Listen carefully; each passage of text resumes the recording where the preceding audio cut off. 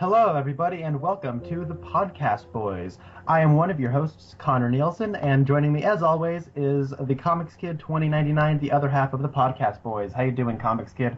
I'm doing well. How are you, Connor? Doing splendid. So, today we are going to be talking about Season 2, what is this, Episode 14?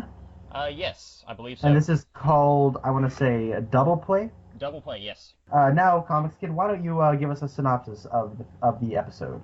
I will do that. Cooper and the rest of the police are investigating the body that they found in police headquarters last episode. Cooper knows about a wound that's on the body because he believes that this body was left by Windom Earle, and he is correct. The wound is where he said it would be.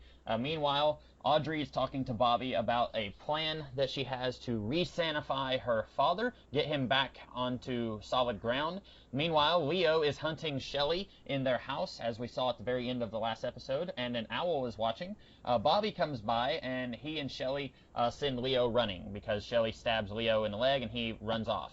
Andy tells Lucy what he and Dick have been investigating about little Nicky.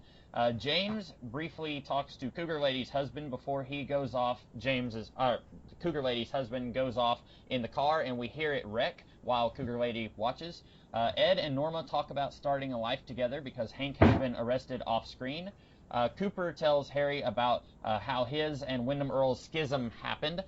Donna meets with Cougar Lady briefly, and then Cougar Lady lies and tells her that James already left.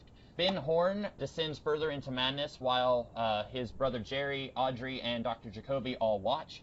Major Briggs tells Coop and Harry that the U.S. government's search for the White Lodge is not pure, and that when he was abducted, he believes that he was taken to the White Lodge. Dr. Jacoby vouches for the Southern alleged Black Widow, and after the mayor tries to shoot her, she and the mayor decide to get together. Catherine tells Pete that her brother is still alive. Thomas Eckhart arrives in Twin Peaks, and it's David Warner. Bum, bum, bum.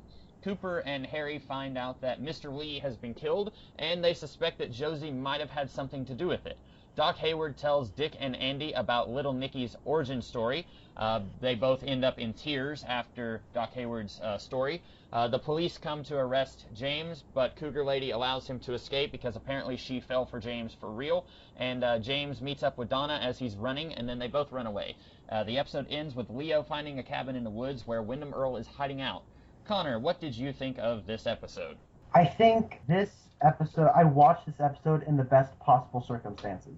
Okay. So I watched this last night at about 2:15 in the morning, and so I finished watching it at about 3 o'clock in the morning. Considering how much of this takes place at night and everyone's telling spooky stories and there's a lot of scenes of outright horror, it was one of the best viewing experiences I've had watching this entire series, actually. But the episode's pretty good, Really? More or less. I quite enjoyed a lot of this. There are stuff I really don't like, especially with James. I don't think any of James's subplots have gotten as stupid as this one gets. But I think that stuff with Major Briggs is great.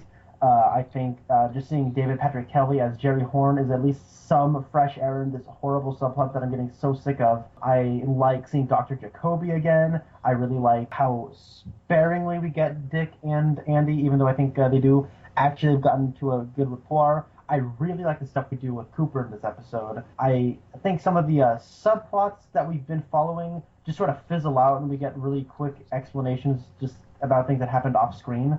And that's a little frustrating, but the stuff we're going to next is really nice, and we're kicking it into another gear. But what I really like more than anything is how this does feel more cohesive than I thought it would, and how it connects to like season 1, and how it connects to earlier in season 2. This doesn't feel so detached from the beginning. Like, I feel like when we get to the ending credits and it shows that picture of Laura Palmer while the credits are rolling, like for the past couple of episodes, I feel like that's a little disingenuous, and it's not really fitting anymore. But when in this episode, I was actually okay with it because it did feel connected to those episodes where we were still investigating Laura Palmer.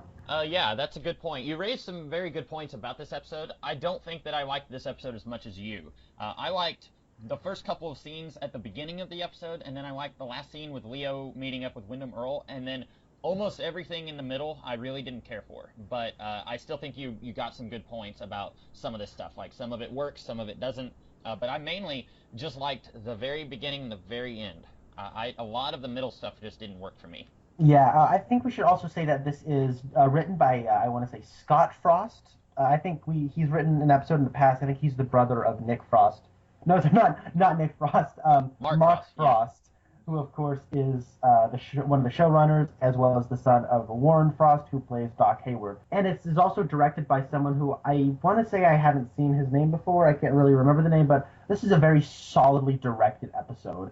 Very dreamlike and ethereal in how it's presented. A lot of cross-fading, a lot of foggy forest imagery that really sucked me in as far as atmosphere goes. So I really liked how well directed this episode was. I don't recognize this director's name. He did apparently direct the Mists of Avalon TV miniseries, which I watched about half of, and that's one of those things that any director would have been able. He did the best he could with that material, I think. But yeah, I think that the directing is good here. I think the writing is good in the scenes that I like, and in the scenes I don't like, it's not the writing that's bad. It's just the scenes themselves are rotten and just didn't need to be in this episode. So do you think it's like, when we get to this sort of part in the series, and I'm sorry to interrupt you, but go ahead. It reminds me of like a weekly comic, where usually like a weekly comic series like 52 or Future's End or Batman Eternal or any number of other weekly comics, where they'll have like a writing team of like 5 to 7 writers, and they'll credit all of them on the cover and in the credits, but like each individual subplot is written by a different writer. Yeah. That's the way I feel about this show at this point. Some scenes are so well written, and other things are so passively there. I can't believe they're written by the same person. Yeah, and I've only really read one weekly series, and that was 52, and then I read like one volume of Brightest Day. I think that was also a weekly series, but other than that, I haven't read a whole lot of weekly series in comics. But you're right, this kind of reminds me of that.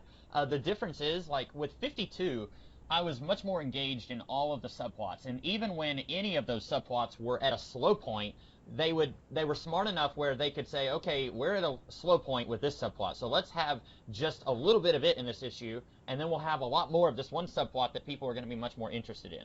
And so they were able to shift things around a little bit so that, okay, you may not enjoy this subplot right now, so we're just going to give you a little bit of it until it becomes important again, and then we'll give you a lot more of it. But here, I feel like we get some interesting stuff. Like at the end of the previous episode, we get 2 really awesome cliffhangers, and I thought, okay, surely there's no way that they can make that boring. Well, they don't, because all the scenes that I like in this episode are pertaining to those awesome cliffhangers from the previous episode. But then everything else in this episode, like you said, it just feels like it doesn't even belong in the same universe as these scenes that I like.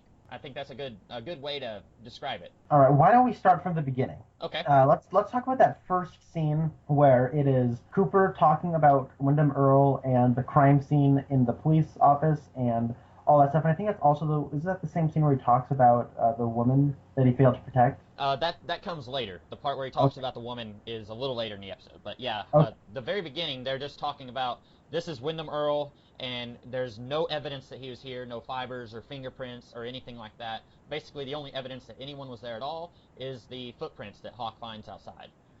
But I felt like that was a very intense scene.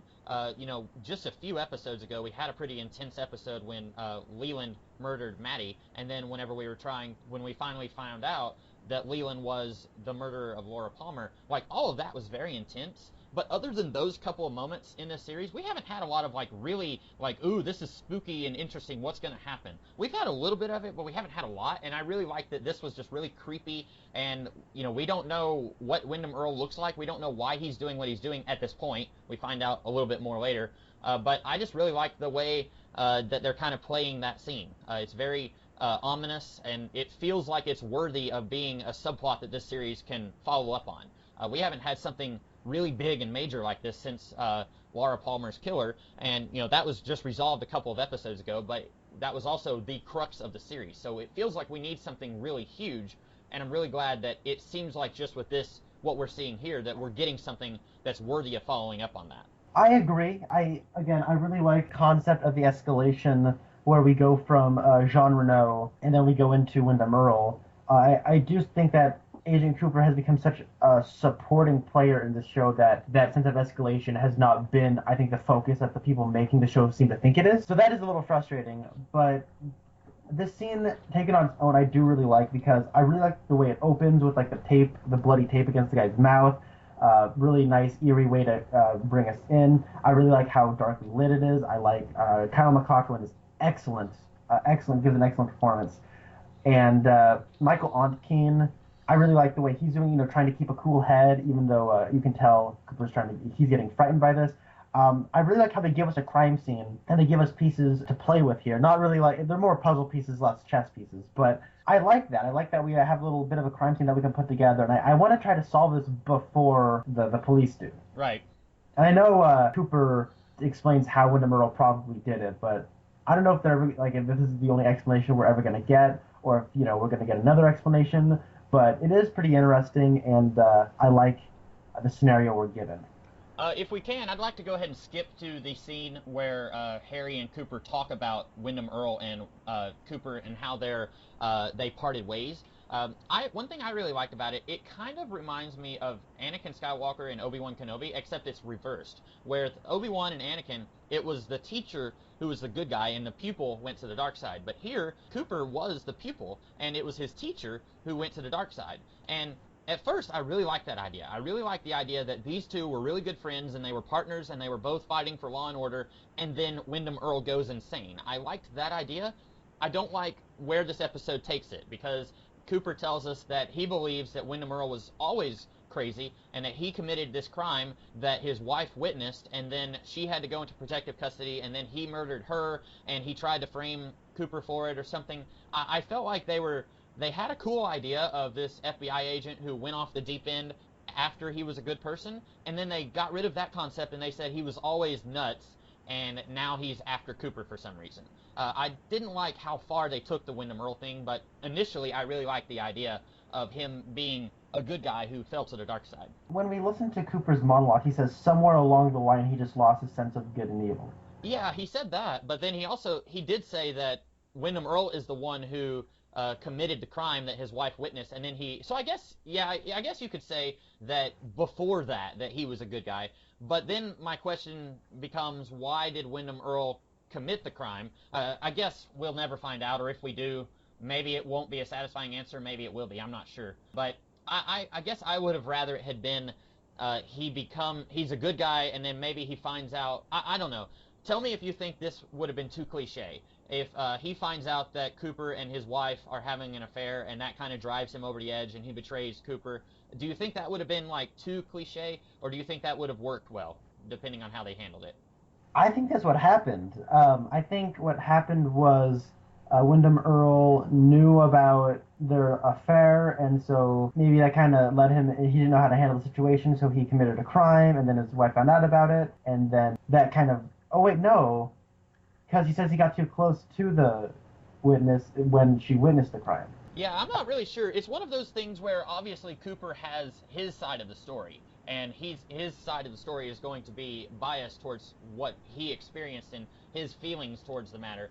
This is one of those things where it would be really cool if we could have had an entire episode that was like a flashback showing how Windom Earle went from being Cooper's buddy to going to the dark side. Just like a whole 40-minute episode that's set in the past. That could have been really cool. I doubt they would have ever done that. Even if they had gotten a third season, I doubt they would have gone that way, because they never did anything like that in the series until they got to Fire Walk with Me, where most of that was a prequel. But I think that could have been something really interesting to explore, and then we could see unbiased, okay, this is what Windom Earle did, this is what Cooper did, and they both had their own side of the story. I think that could have been neat. Yeah, one thing though is if we are going with the theory that Windom Earle was always crazy, I kind of like how that connects with, I think that can work in the way it connects with Major Briggs, where Major Briggs is talking about how the people he's been reporting to, he thinks they have foul intentions. Yeah, that does, there is a thematic connection there, you're right. And I like that in how our trust can be misplaced by those who are higher up, and how, the altruism of the younger people kind of gets mixed up in the, I don't know what you call it, of the older people. But I don't mind it so much. And I like the story that Cooper tells, because the one thing I like about him talking about, it turns out it was Windom Earle's wife, where I think that's the kind of soap opera stuff that works. And it works because of the way Kyle MacLachlan plays it. Even if it is pretty soapy and it is melodramatic, within this context, I buy it. And one thing I also like about it is how it connects to something about Cooper's character that's been there since season 1. When he's talking to Audrey and saying, hey, look at, I don't do this because, one time I got too close to this one key witness. And so there's some mythology and there's some layers here that I think that have always been there. And yes. I think we're just peeling back the layers that have always been there. It's not like they just came up with this for the second season and kind of shoehorning it in like it's always been there before. Because I Right. think this was always the intention to go this direction with Cooper. You're right. Yeah, they've been seeding this for a while. I just wish they had maybe been a little less vague about how they were going to reveal Wyndham Earle's origin story, because this is the most that they've revealed about him up until now. I just wish they had maybe gone a little bit more traditional, I guess. The way that everything that he says up to a point sounds kind of interesting, and then I'm like, wait a minute, then you took it too far. But you're right, they have been seeding that for a while. So I like that that's not just kind of a, oh, by the way, here's some backstory that we haven't had in mind before now. Yeah, and the scene where he talks about it was actually working for me so much that when they superimpose what's her face Yeah. onto the frame, I was okay with it because again, the kind of fadey. There's a lot of crossfades in this episode, especially from scene to scene. And a lot of atmospheric shots. It felt like a stylistic atmospheric choice from a directorial level, and it didn't feel very cheesy because of that, and I was okay with that. It didn't bother me too much. It was one of those things. It kind of brought me back to that one point in season one where they superimposed Laura's face over Donna's, but it wasn't that badly done. But it kind of brought me back to that. Yeah, and I'd be lying if I said if it didn't brought me to that point. What did you think of the Ben Horn subplot? Okay, so when David Patrick Kelly's name came up, I got so happy. He of course plays Jerry Horn, and I think we both really love Jerry. Yeah, he's But entertaining, and he brings levity whenever it's much needed, most of the time. yeah, so I guess I was once again disappointed. This subplot is really sucking me dry. It is I give it an inch, it takes a mile of my anticipation. Whenever I think about Twin Peaks, like for some reason I'm always thinking about this subplot, and I shouldn't be because it is so small. But I mean, this is Ben Horn. It's like they really didn't have a plan of Ben Horn after Catherine comes back. You're right. It feels like they had no idea what to do with him, so they said, okay, let's just have him go insane. And I initially liked the idea of Ben Horn is beaten for probably the first time in his adult life. He is completely defeated, and like he just kind of breaks him. I liked that idea, but now what are they doing with it? Like they haven't done anything with this other than show how loony he is. Like nothing happens in this subplot in this entire episode. Jerry comes home, and we see Dr. Jacoby encouraging Ben to act as silly as he has been, but like nothing really happens. Okay, I got a question though. Yeah. Who is handing out the psychological therapy diplomas in Twin Peaks? That is a good question. I think Because we have Nadine and Ben Horn. They're both acting completely loony and ridiculous, and both Dr. Hayward and Dr. Jacoby are saying, just feed it. Just feed this illusion. Just it'll pass. Are you kidding me? Dr. Jacoby for sure, and maybe Doc Hayward, because you're right, he's not really blameless in this either. Those two guys should go to work at Arkham Asylum. Like that's how incompetent they are. Definitely Dr. Jacoby. Like he's over here saying, well, if he inverts the victory of the North and makes it so that the South win the Civil War, he is in turn overriding his own emotional weakness. And I'm thinking, what? Like that's completely insane. Like it's just making things worse for everybody around Ben Horn. And while we're talking about Dr. Jacoby, did you find it weird? I felt like this scene where he's hanging out at the Great Northern, this should have taken place after the scene with the Southern Belle possible Black Widow killer, because Dr. Jacoby is here at the Great Northern, and he's talking to Jerry and Audrey, and then the next time we see him in this episode, he's hanging out at police headquarters with the Southern Belle girl, and he tells the police, I've been hanging out with her for almost 24 hours. Shouldn't they have switched those scenes? Like, I saw nothing that needed these scenes to be at the point they were. They could have very easily just, like, taken them and reversed them, and it would have been fine. You could have inferred that after the Southern Belle girl gets with the mayor, that Dr. Jacoby gets a call from Audrey and Jerry, and it's like, oh, I need to head over to the Great Northern. There's somebody else who's crazy, and I need to check them out. Like, it was just weird how, like, it almost felt like they didn't realize that they already had Dr. Jacoby doing something else.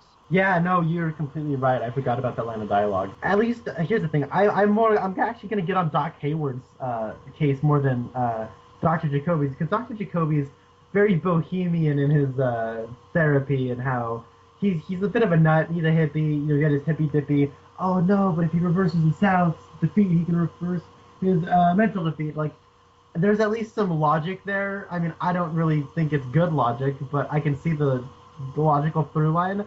With Dr. Hayward, it's just, hey Ed, just forget about it. Let it happen, yeah. And, like, if she wants to date boys, okay. And I love like, what? Are you serious? Like, that isn't that pedophilia? Yeah. like, and, isn't that technically that's pedophilia? It is, yeah. And I love Ed's line where he said, she could probably kill a boy, like talking about like her having sex with Meth Damon. Like he said, because he's so exhausted every morning, and I thought that was really funny. But yeah, you're right, because Doc Hayward, at least, has never really been this stupid in his medical opinion or in his medical profession. But Dr. Jacoby is pretty regularly. He acts this way, so it's a little more alarming coming from Doc Hayward. You're right. It is. By going back, like here we again with Ben Horne, we have him with a stupid Southern accent, wearing a stupid Confederate uniform, with his stupid action figures, and everyone's just looking at, Audrey is, oh no, we got to stop this. Look it's Jerry. No, it's like this subplot's just a vortex that just sucks in characters I like and makes them do nothing. Yeah. Yeah, you're good. Now we're just gonna have David Patrick Kelly's Jerry Horne. Jerry's just gonna be hanging around doing nothing, and we have Audrey just doing nothing. Oh, she'll occasionally talk to Bobby. Cool. Yeah. And speaking of Bobby, I was pretty sure that he had broken up with Shelley at the end of last episode, or near at some point last episode. He said, "I'm not coming back. I'm gonna go work for Ben Horne, and I'm gonna become filthy rich." And then in this episode, Audrey says, "You report to me now." And he says, "What about Shelley?" And she says, "What about Shelley?" And then the next thing we know, he's going back to Shelley. And I'm okay with that because I liked Shelley and Bobby together. Now, admittedly, they haven't really had a scene together in this series that made me like them since she was in the hospital at the beginning of this season. But I like those two as a couple, so I'm glad that they're not completely parting ways yet. But did you think it was weird that after Bobby seemed pretty confident he was leaving Shelley behind, that he's going right back to her? Okay, I think they just had a fight last episode. That must have been what it was, yeah. Yeah, and in fights people say things they don't mean. It is another bizarre editing snafu where, what about Shelley? What about Shelley? Next scene, Bobby goes to Shelley's house. Like, it's such a, like, and again, with the Dr. Jacoby thing, like, this is some weird editing snafu that I didn't notice, but you're right. Thanks for pointing these out to me. Well, and, like, when Bobby says, what about Shelley? There's nothing sexual about Audrey telling Bobby, we're going to save my father. Like, it would be like if you have a job and I have a job. It would be like if your boss said to you, from now, or your assistant boss or something, like, let's say the person who reports to your boss says to you, from now on, you report to me because of X, Y, and Z. Our boss has lost his mind, so now you report to me. And then you said, well, what about my girlfriend? Like, that doesn't have anything to do with anything. Like, Audrey is not proposing that she and Bobby become a couple. It's weird that Bobby thinks that it's important enough to bring up Shelley. And I think Audrey, it's one of the more sensible things that she's said in the last few episodes. What about your girlfriend? This has nothing to do with her. So I'm glad to see Leo is back to his old self. Although I was mildly entertained by him being in a coma. I was more so entertained by that than some of the other subplots we've been getting this season. But it's good to see that finally boiling to a head. And I was really interested in seeing where that went at the end of the episode. We can talk about that later, but yeah. Yeah, let's talk about the Leo awakening scene, because this is the best scene in the episode. Oh yeah. It is incredibly directed.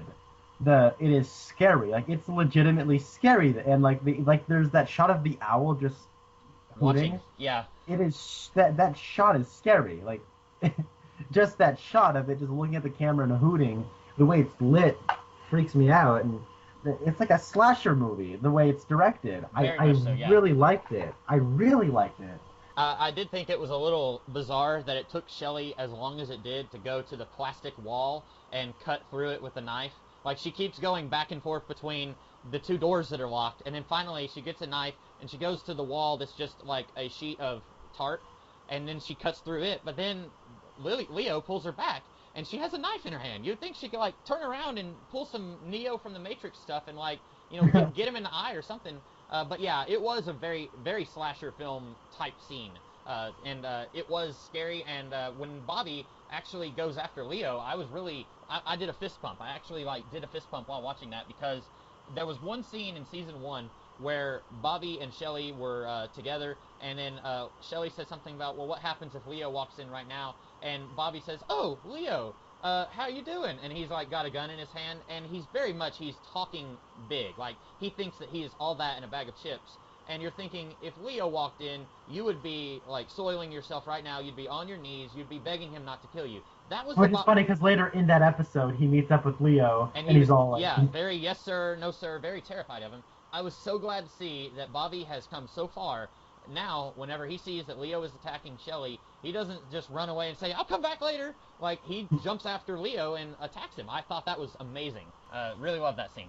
It's one of those things where just through his actions and not so much his what he says, there's really been a progression with Bobby. Definitely. There really has been, and I really like his progression. I really like Bobby. He's one of my favorite characters, and like he might be in like my top 5, if not my top 3 characters of the show. I really like Bobby, and I'll defend Shelly. She's very scared. Oh yeah, yeah. And her abusive husband, obviously, he's extremely abusive because he has physical dominance over her. Yeah, and definitely. so you're trying to run to the doors, which it's so strange that these doors would have deadbolts, but whatever. Well, I mean, they're locked from a key.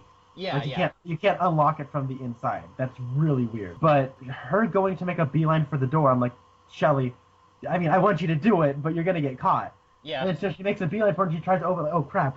Then I'm thinking, what would I do? Like, I'd be paralyzed with fear, and like, she like opens up and she has a knife, and she's thinking, okay, what do I do with this knife? And like, I like the strategy that comes into play with scenes like this, where you're thinking, okay, if he comes at me, do I stab him, or do I turn my back and go for the tarp wall? Like, right. there's a bit of a thing there, because if one of my arms is going and trying to dig into this plastic, then my back is exposed and my knife is already in something, so that's taking, that's taking some of my strategy away. So I really like that kind of thing. I like playing with the geography of the Johnson household, because even though we haven't spent a whole lot of time in the Johnson household, there is a sense of geography, and you're thinking, where could Leo possibly be hiding right now? Yeah, and it is kind of disorienting because the lights are off and we have no idea where Leo is. It's very, like you said, it's like a slasher film. That's the best way to describe it, I think. It is, and better than most slasher films that I've seen. I have a question there. Do you think Leo is being possessed by Bob? No. Well, see, I already know what happens later in the season, but I will say, I guess I've already ruined it. No, he's not being possessed by Bob. Okay. He's just regular, lovable Leo. Oh, that Leo. Wah, wah, wah. So, what did you think of the scene with Andy and Dick and Lucy and Doc Hayward? Yet another... One moment. Do what? I just wanted to quickly sum up why I thought Leo was getting possessed by Bob. Oh, yeah, go ahead. Because there's an owl hooting. Oh, yeah. And he's been unconscious, so I think it'd be a really nice vessel for Bob to infect. That would have made a lot of sense. And they're in the woods. They're very close to the woods. So yeah. And we've talked before about how the woods is a supernatural zone. All of that is very good evidence for why they should have gone in that direction. I will go that far. I think that would have been a really good, interesting way to take it. But for whatever reason, they didn't do that. And that would have been a good reason to say he's out of his coma now, other than just, hey, he's up at one point. Like, it would have made sense for them to say Bob woke him up from his coma. Yeah. I'm kind of bummed that that's not going to happen. But right. Thank you for dispelling my disappointment early. Thank you. Yeah. So yeah, let's talk about the Little Nicky subplot. Yeah. It's still here. Lucy is insufferable. The good news is, I think that this Little Nicky thing is over now. I think that Doc Hayward is putting it to bed. I think. Well, I think we're gonna have resolution with the actual kid, though. I guess that's the thing I'm worried about. Oh boy, I don't remember what they do next. For some reason, I was thinking this kind of put all that to rest. But if they do, then well, at least we're getting close to the end. We're either at the end or we're close to the end. But yeah, I didn't like anything from this scene. I thought it was amusing seeing Dick and Andy, like you said, they both kind of, I don't want to say they're friends, but they're closer now than they were. I think that's kind of cool, but I didn't like this scene. I didn't really need what felt like a 25-minute origin story for Little Nicky. No, you don't have to go into such detail for, like, a Z-list character. Like, he's not even C-list. Like, Dick Tremaine is C-list. Like, this kid is, like, a few levels below that. But yeah, that whole scene, and like you said, Lucy is insufferable. Doc Hayward wasn't much better. But it is, I guess, every once in a while he needs to come in and tell Andy and Dick how stupid they are. So, Well, the thing is, Warren Frost at least sells that monologue. yeah, he does. The way he's walking around, he's just chewing the scenery. I dig it.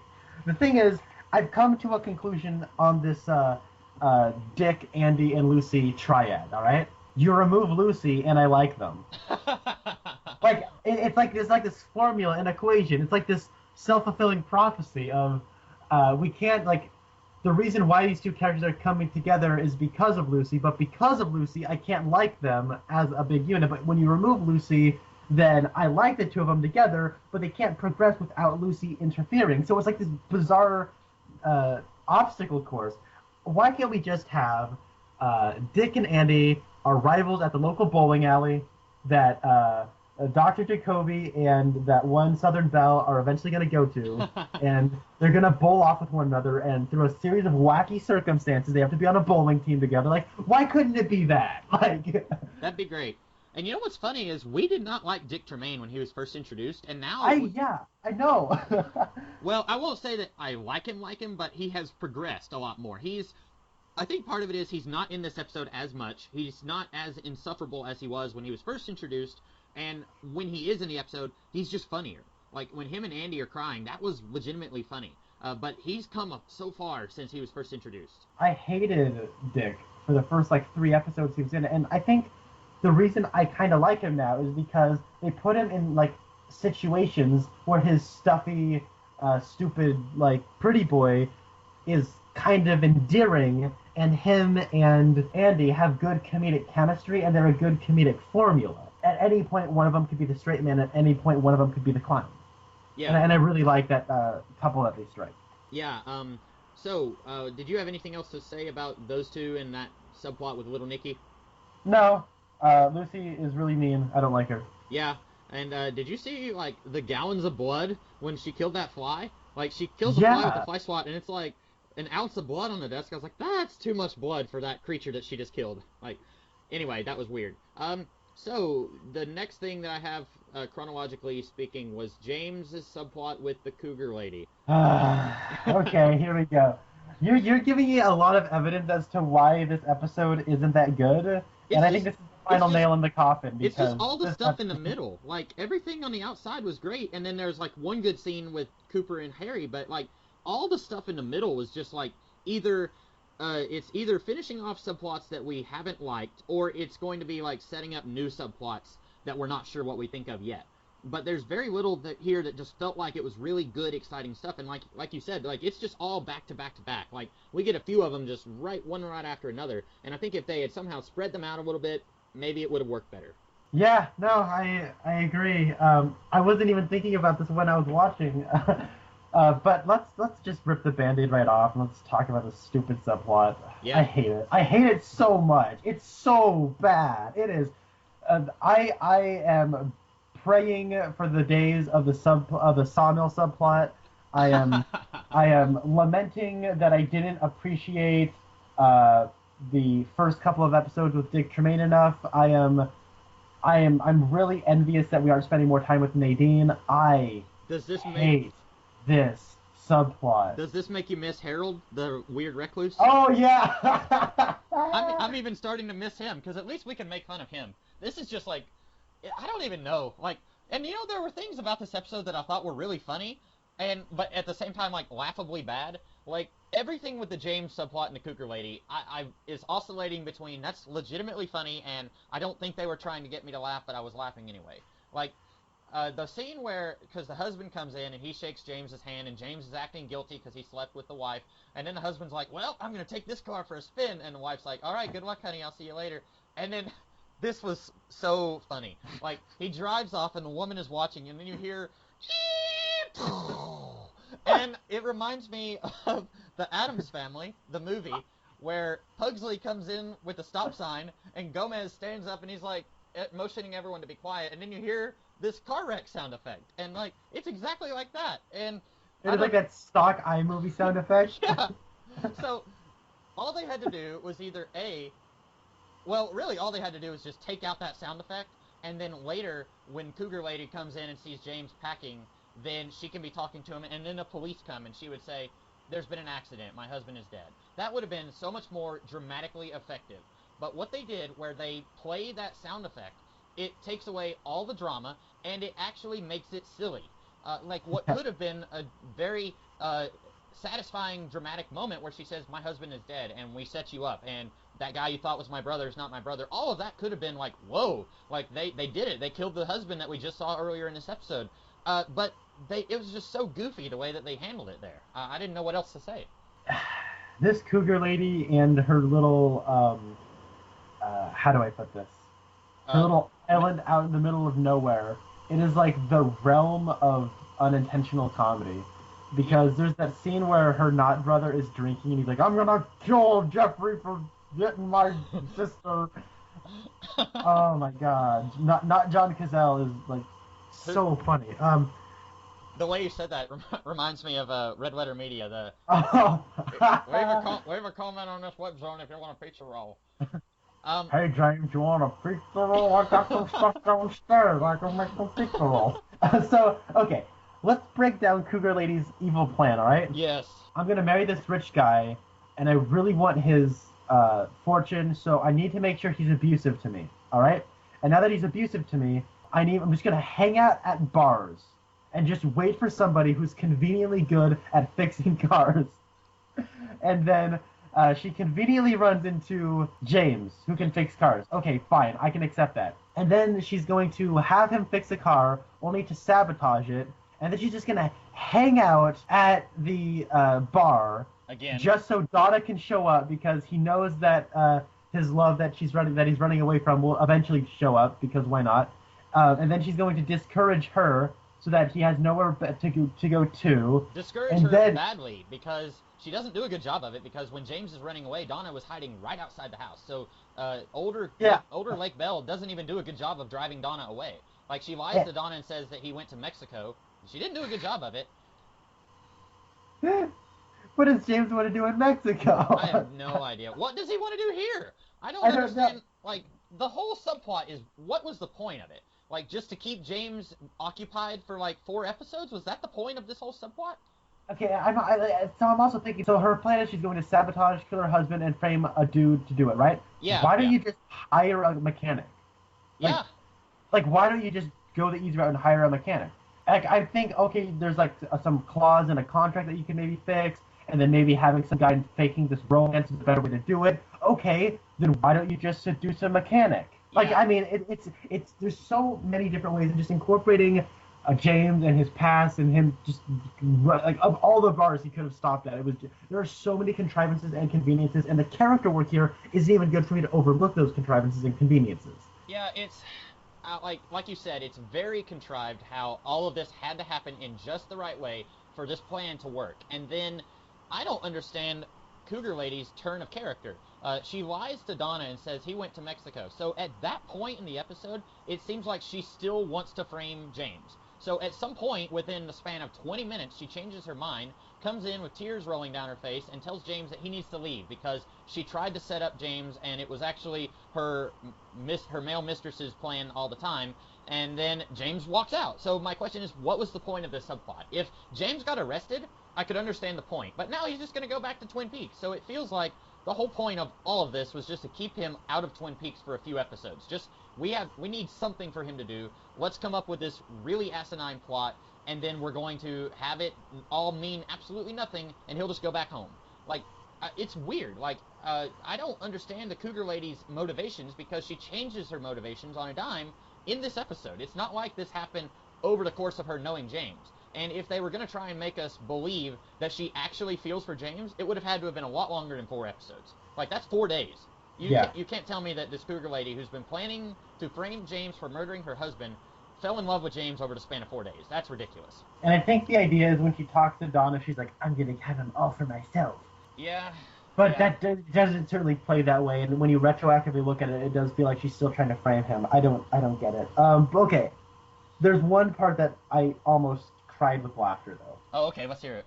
Just you, Yeah. just you, and I, and So James, again. And he's all melodramatically curled up in a yeah, ball because he doesn't know what. It was so funny. it's funny, but at the same time, I was like almost ready to scream at the computer because James was packing his stuff. Even though Cougar Lady has told him a few times, "You should stay. It won't be a problem. Just stay." And he's like, "No, it's wrong." And then he's like packing his stuff, and he says, "I gotta go check on my bike."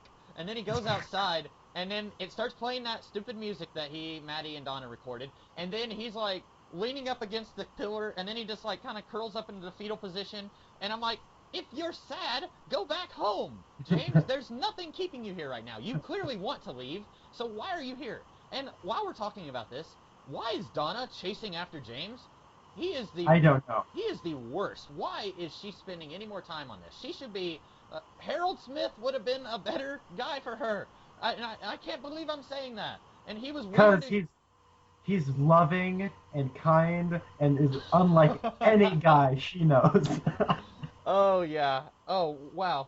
And I wish I could go back in time to whenever Harold Smith was still alive and tell my younger self, just wait, one day you're gonna be changing your tune, and then my younger self would have laughed in my older self's face. Oh boy. So I didn't have anything else on that subplot. I'm interested to see what they do with James and Donna, I guess. I don't know what they could possibly do to keep these two in the series, but I'm interested to see where they go, I guess. I'm at least glad that Doc Hayward explains that Donna gassed up for leaving. Because I'm like, did she just run all the way over here again? Like, Yeah. is she like Bionic Woman and just sprinted all the way over? Well, she got really good at running after James left her at the lake when he came to this town, and so now she's got the legs of a cheetah, and now she can just run like the span of 2 hours in like 10 minutes. I can definitely see that. I just want to bury this subplot and forget anything about it. It was stupid and horrible, and I never want to think about it ever again. Yes, I agree. Speaking of pointless subplots, so Ed and Norma talk about starting a life together. This serves no purpose because we already saw them decide that they were going to start a life together last episode. It was right before Hank attacked Ed and Nadine attacked Hank. So what's the point of having this? And it's only like a little 2 or 3 minute scene, but we don't need this scene. We've already had this established in the previous episode, right? Yeah, I think it does give us closure on Hank, that's his exit from the show.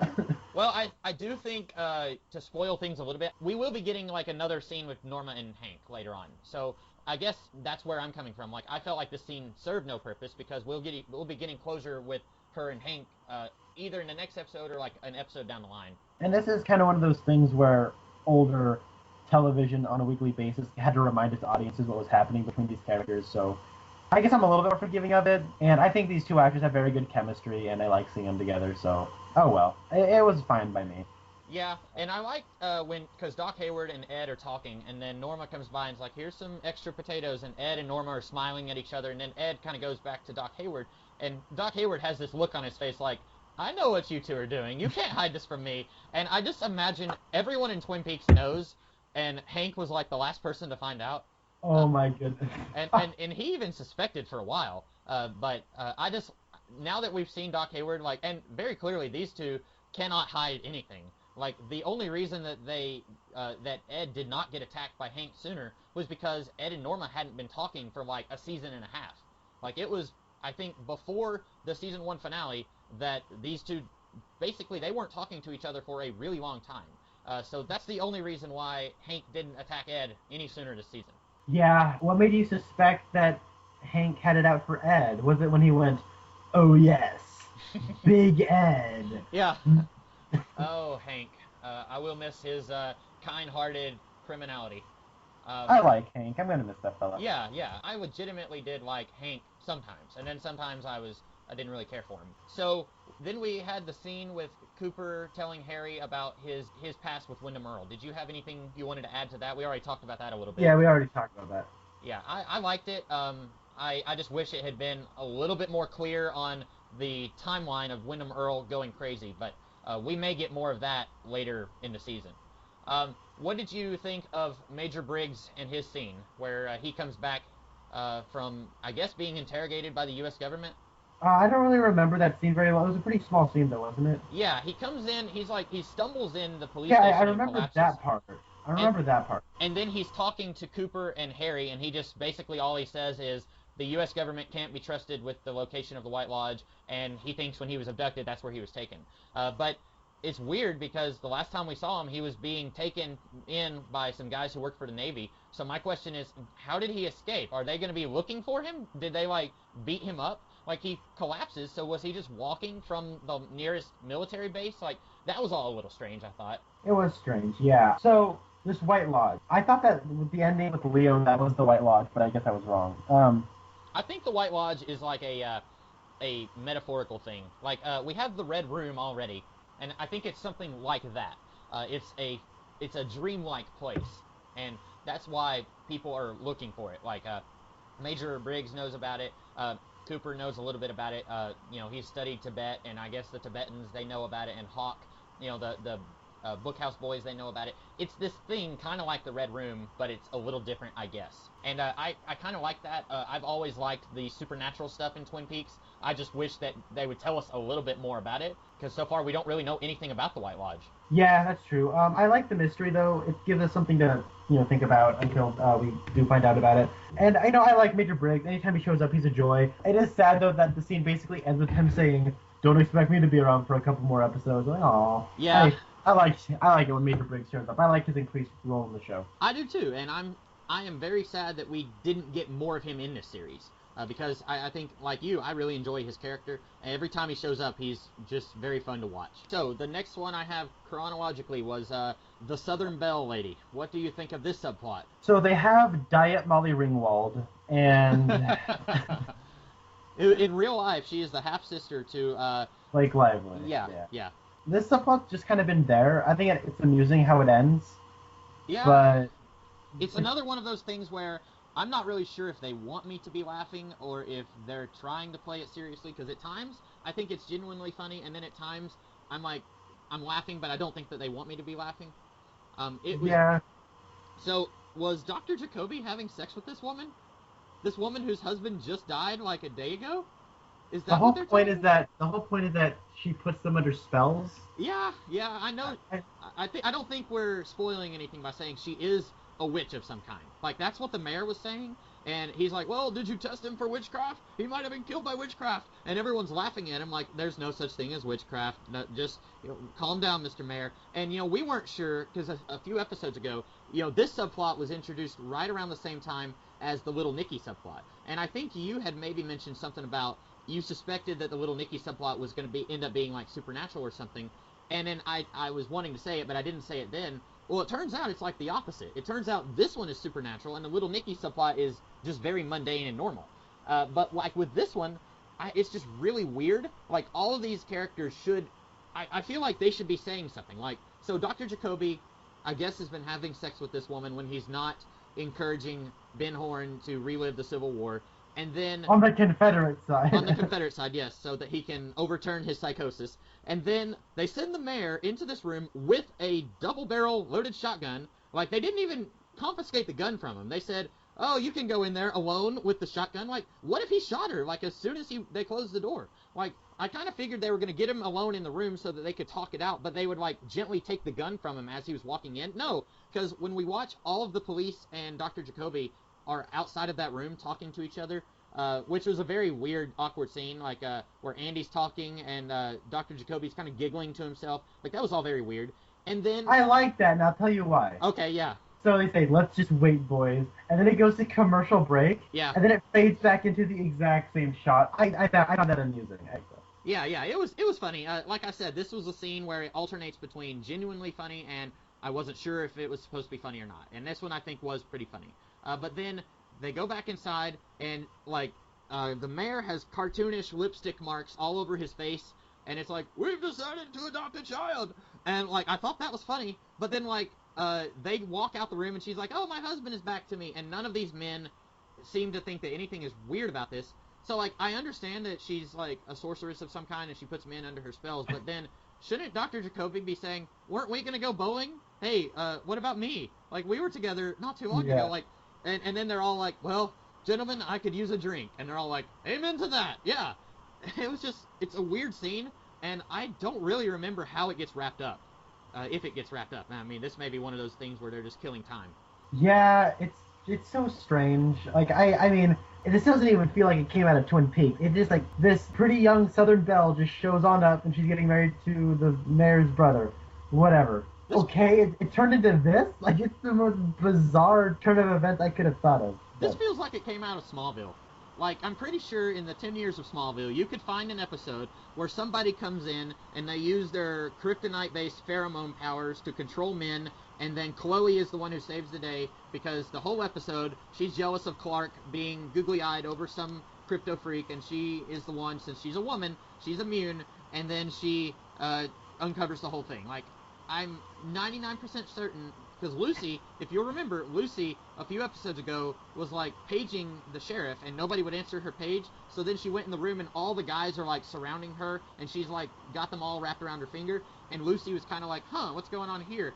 I don't remember how this subplot gets wrapped up, but I'm pretty sure it's going to be Lucy saving the day somehow, and we're going to hate her, because it's Lucy. Yeah, I guess I might like the subplot might have any sort of impact on me if what's the Southern Belle's name? I don't remember. It's I've just been calling her the Southern Belle or the Southern Black Widow lady. I like that, Molly Ringwald. I like that. If she had any sort of character or any sort of like, if we knew anything about her thoughts on what she's doing with these dudes, it might be semi-interesting. But it's like, it's just so weird. It just comes out of nowhere. It's just here. I have no idea how to feel about it because it is so oddly inserted. You're right. She doesn't have any characterization at all. She doesn't really have any agency as a character. She's just a plot happening before our eyes. And I've been saying since before the Laura Palmer murder was solved that this series needed more subplots that were completely unrelated to Laura Palmer to occupy the characters' times. Well, we have one here, but it's weird because, like you said, it just comes out of nowhere. We don't know why she's doing what she's doing,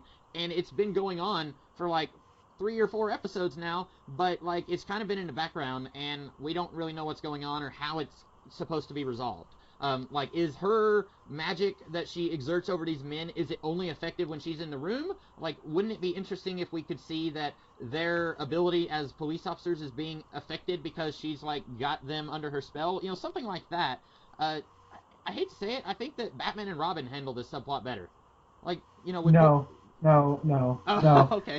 I can't make that leap anyways. Okay. And that could be that I'm just like putting more faith in Batman and Robin than what's deserved, but there's no line in Twin Peaks that says my vines have a crush on you. there are no lines in Twin Peaks where somebody says rubber lips are immune to your charms.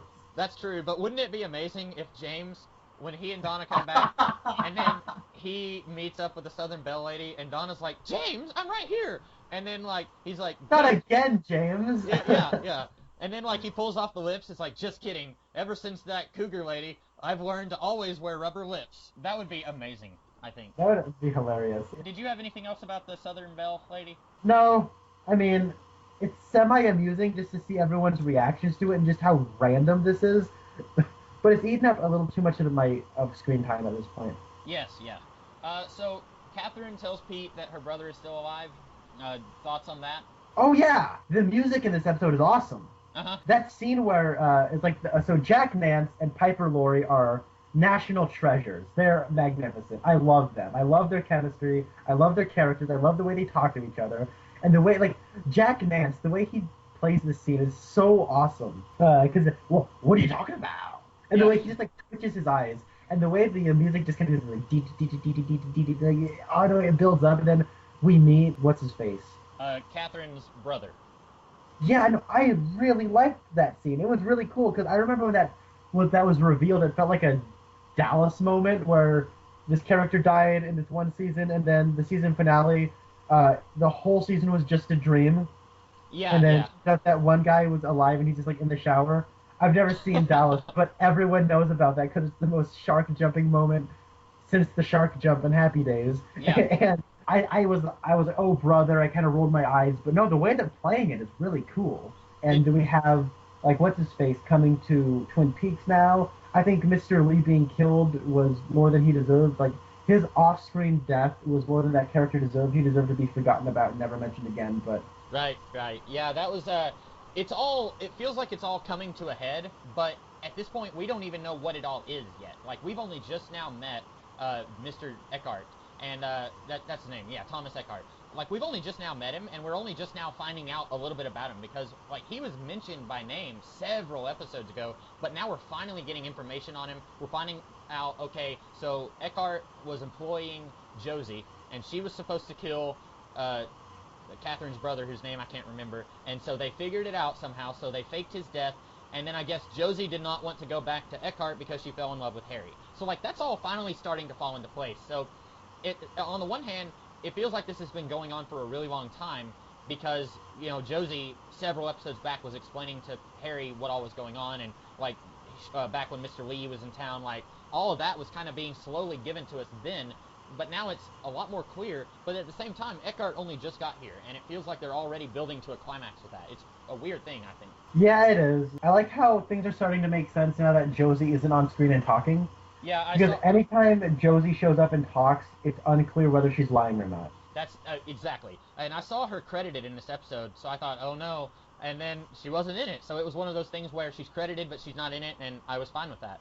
I am excited to see David Warner in the show. He's an actor who is traditionally in not very good movies, but I always like him.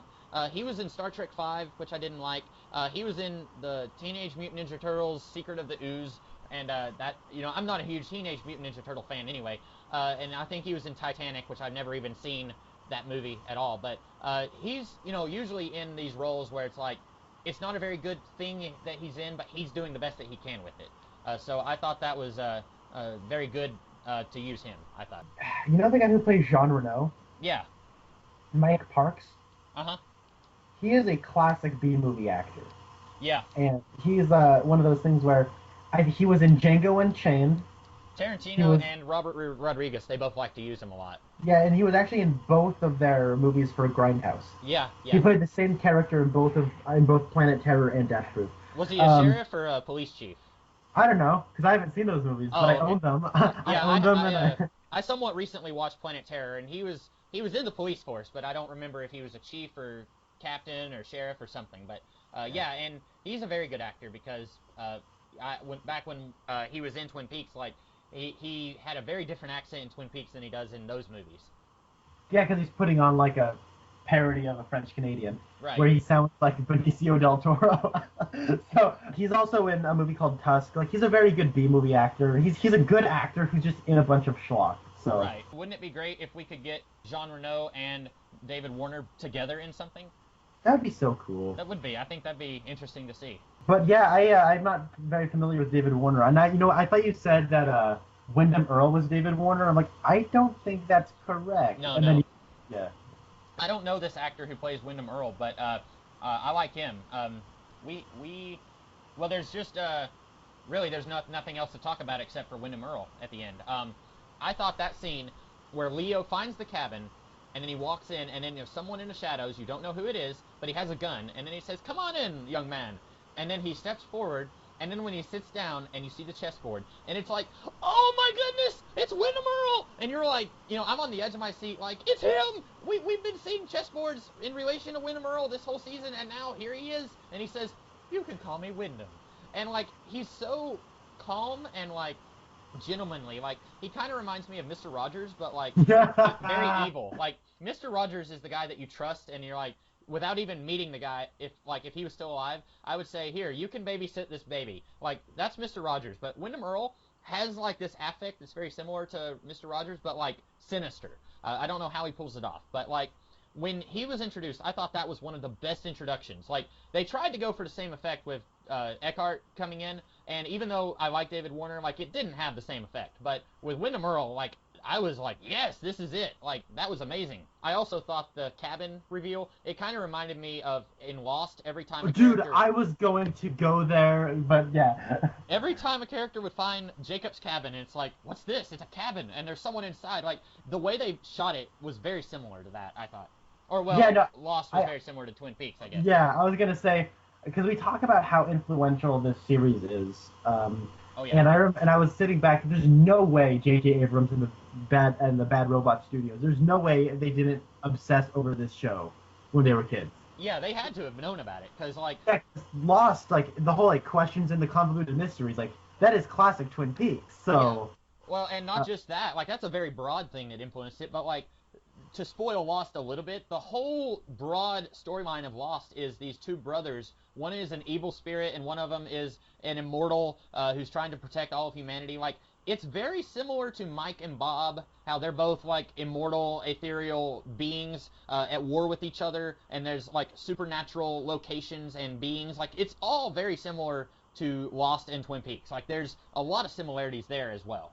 Yeah, you can tell Damon Lindelof and J.J. Abrams, they really took the supernatural elements of Twin Peaks in stride. And, like, and the part where Leo stumbles upon the cabin, I'm like, holy crap. Yeah. Like, Lost really likes Twin Peaks. Yeah. That was the only thing I was going to add to that thing. But now that Leo's got a new boss in the form of Wyndham Earl, I'm excited to see where this goes. Yeah, it's going to be very interesting, because Leo has always been kind of his own big bad throughout this series, but now it's like he's been bumped down. It's kind of like in the old TV shows where if you have a big villain for a season and then they come back later, they have to find some way to make that big villain less of a villain, like depower them a little bit. Like in the Teen Titans cartoon, you know, you had Slade, who was kind of the big villain for a while, and then later they've got Trigon, and then Slade is kind of his lieutenant. It kind of feels like that a little bit. Like, Leo is being bumped down a little bit, but it's not because Leo is less of a threat, it's because Wyndham Earl is more of a threat.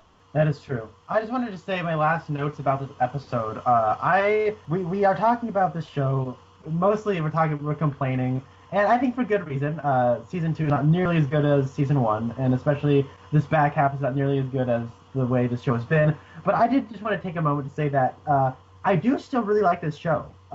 There's like clear story issues and character problems and all this stuff, but I find it very watchable, and I kind of anticipate watching this show over again, even the stuff that isn't so good as the other stuff, because I mean, I'm very drawn towards this aesthetic, and I really like these characters, and I like this town. I agree. The only reason that we're so hard on it, I think, is because we're talking about it to each other. Because I've watched through this whole show, and when I was watching through it, there were things that I didn't like. There were characters that I didn't care for. But it was very easy for me to just watch the show and kind of forget that, oh wait, this wasn't handled very well. Like, a lot of it, when you're just barreling through it, you can kind of easily forget that something was not handled as well as it could have been. I think the only reason that we're so hard on it is because we're trying to be critical. We don't want to forget anything when we're discussing it. And we're, spending a little more time on each episode than what the episode takes to watch, talking about it. So, we're trying to be pretty thorough, and I think that's the only reason we come down so hard on it as we do. Yeah, and, in spite of maybe not everything being successful, like this episode, there's a lot to talk about. There's a lot of things to unpack here. Yeah. So that was all I had to say. Did you have anything else to add on this episode? I do not. Alrighty, well then we will be back in a week or two to talk about the next episode of Twin Peaks. I think we have 8 episodes left, so we're getting closer to the end. So I am the Comics Kid 2099. And I am Connor Nielsen. And we will see you guys later.